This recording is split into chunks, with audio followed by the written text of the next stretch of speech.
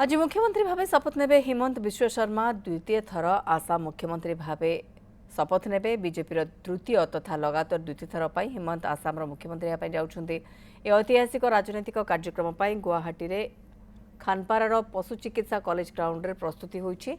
हिमंत कहते प्रधानमंत्री नरेंद्र मोदी, केंद्र गृहमंत्री अमित शाह, प्रतिरक्षा मंत्री राजनाथ सिंह एवं बीजेपी सभापति नितिन नवीन आज शपथ ग्रहण उत्सव में जोगदेवे।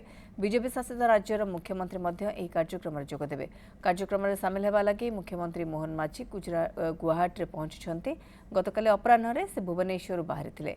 मुख्यमंत्री सहित उपमुख्यमंत्री केवी सिंहदेव, सांसद संबित पात्र गुवाहाटी जाइछन्ति।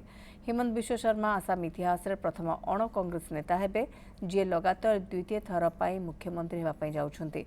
126 सदस्य विशिष्ट आसाम विधानसभा एनडीए 102 आसन पाइथिला, जो बीजेपी 82 आसन जीतिथिला। यार सहयोगी दल आसाम गण परिषद और बोडोलैंड पीपुल्स फ्रंट प्रत्येक 10टी आसन जीतिथिले।